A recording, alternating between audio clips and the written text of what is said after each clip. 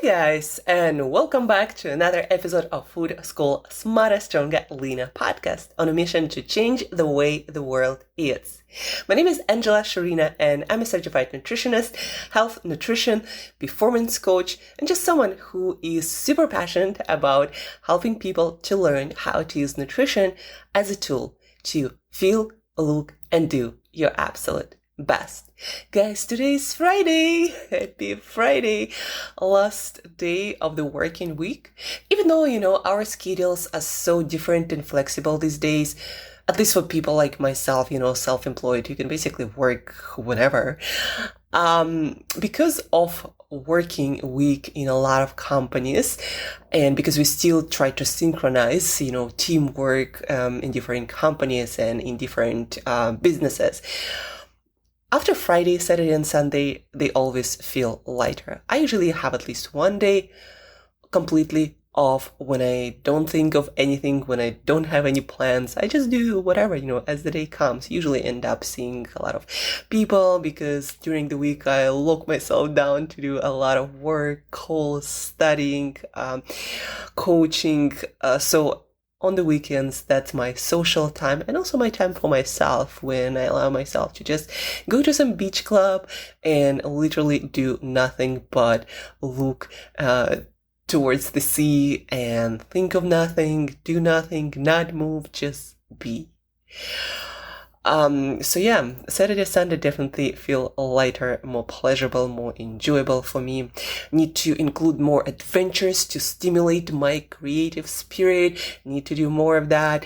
Some kite surfing, skydiving, and rollerblading. That's what's been on my mind. Also going to be doing some handstand training quite soon. So I booked a session with a coach because handstands is something that I've been wanting to do for quite a while. And finally, I'm getting to doing that. So as soon as I learned about this trainer, about this coach who works with people, helping them to learn handstands, as soon as I learned about her, I booked a session with her, and she's available at the end of this month. I believe we have a session on 27th, and so keep me accountable, guys. Soon on my Instagram, you're going to be seeing some serious handstand game. At least that's the hope. I'm optimistic about that. Besides that, and weekend vibe and planning something adventurous, creative, guys, get out of your comfort zone, of your regular routine, because routines are great. They support us in so many ways, but they also make our mind more rigid, and we start looking at things from the same perspective. And that's what I don't want. I want new insights. I want to learn. I want to change. I want to look at life from all the different possible angles. And hence, handstands. I'm going to be looking at life upside down. Really great work also on the mental side, not just physical side. But yeah, guys, plan something adventurous. Do something outside of your regular stuff, outside of your weekend stuff. Do something you haven't done before. That's, by the way, one of the things that I do every one of my birthdays. I do something that I haven't tried before. Last year, it was Olympic rowing. I found a coach, and we actually went in the UK, in London. We went rowing, and I learned that skill. So if I'm in a situation and it is a death or rowing, so I'm gonna be rowing. Besides all the humor, all the weekend adventures, and different frame of mind, today I wanted to talk to you about a couple of interesting things. Number one, my new favorite motivational food. Why is this food motivational, and what is this food? So in front of me, I have a pack of organic, really good quality fava beans, also known as broad beans. So you can buy them green and kind of like fresh, and then they will require very little cooking, maybe like 5 minutes. I got my dry. That's how most of you probably will be able to get them, but they're still really fresh. So yesterday I actually overcooked them and made kind of like mash out of them that surprisingly tasted like mashed potatoes. So why are they motivational? Because fava beans, guys, I just recently learned about that, live and learn. They are one of the richest food sources of L-DOPA. That compound, yes, it sounds like dopamine, and that's exactly why. L-DOPA is in our body made into dopamine. It crosses blood-brain barrier much, much easier and is readily available soon as dopamine, that molecule, the main molecule of motivation, of drive, of going after challenging things, of pushing ourselves, right? Mice in experiments who were deprived of dopamine would not even take a few steps to get their food. They would just sit there and starve to death. That's how important dopamine is. And if you ask me, the more the better. Especially if you have big goals, that motivation, the drive to do the cold call, the hard call, that's an issue for me right now that I'm working on. That motivation to go an extra mile, to over deliver, to push yourself, to put yourself out there, to ask for business, to propose yourself seriously and insistently as a speaker. All of that, and also, of course, motivation to do your workouts and maybe approach your potential date or mate. All of that will require dopamine and motivation and drive. And foods that can be made into this molecule of motivation, this molecule of dopamine, food will help you with this trait of personality. So I actually am naturally not that motivated. I would sit and meditate all day long.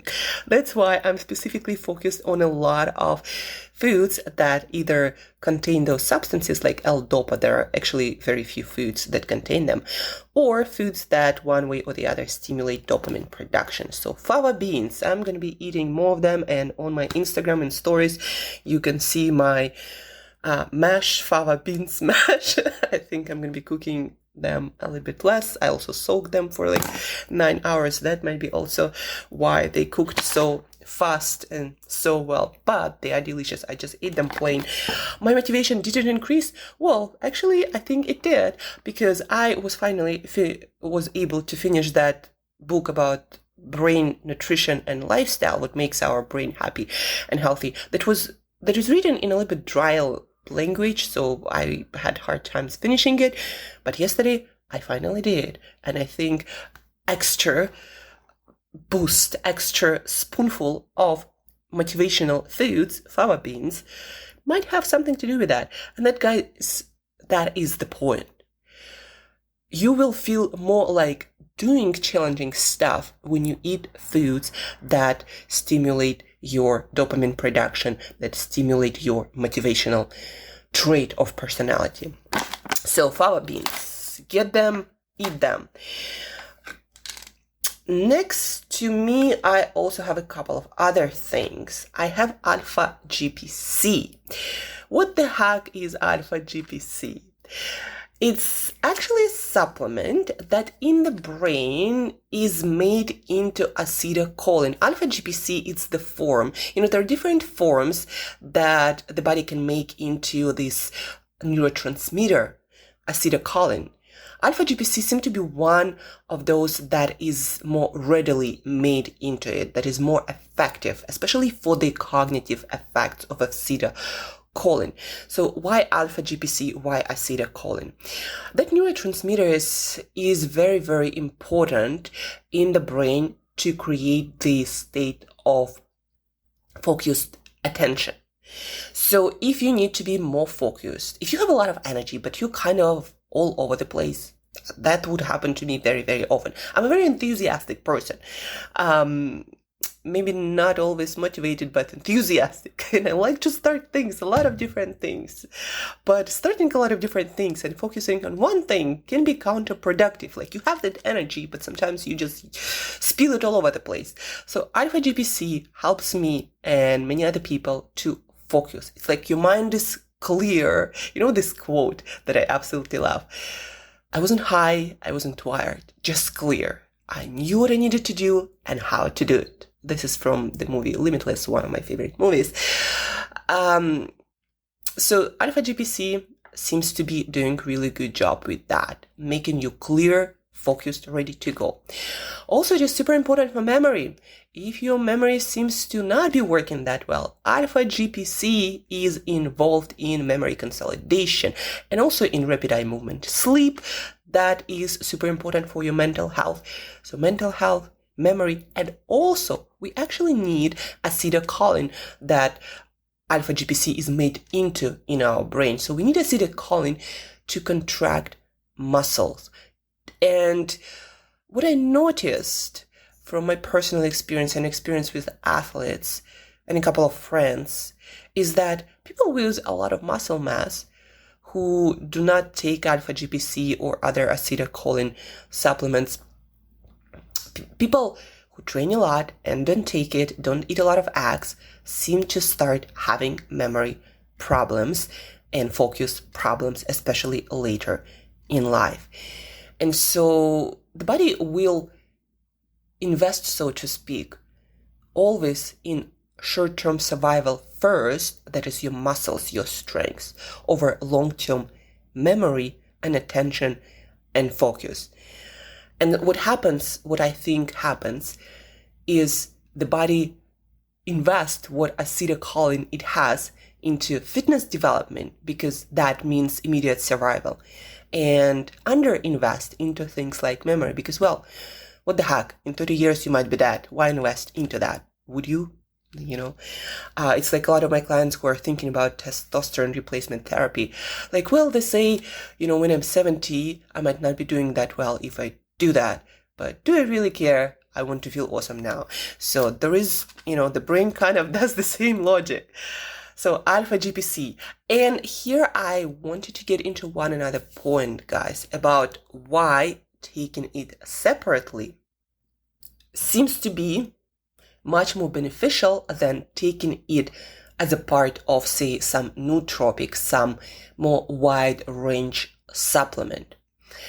Because when you take it by itself, the one that I'm holding right now in my hand is 300 milligrams. I recommend to take it 2-3 times per day, somewhere in the morning, somewhere in the afternoon, and maybe somewhere in the late afternoon if you usually have bigger muscle mass, if you're, just bigger in general, and you seem to be going through a period of time when your brain needs to do a lot of intense mental work. So 2-3 times a day.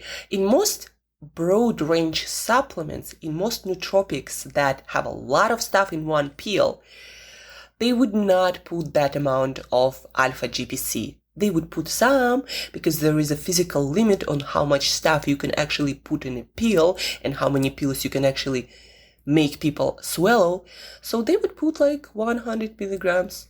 But that is not enough. The best neuroscientists recommend to take about 800, 900 alpha GPC for the best effect. This one, again, I'm holding is 300 milligrams per capsule. So I usually take 2. I recommend to some other people take 3. I might start taking 3 to see how it goes. Right? So the dose makes the poison, but the dose also makes the solution. So just because you take 100 milligrams and it doesn't do shit for you, it doesn't mean that if you take 900 milligrams that the effect will be completely different.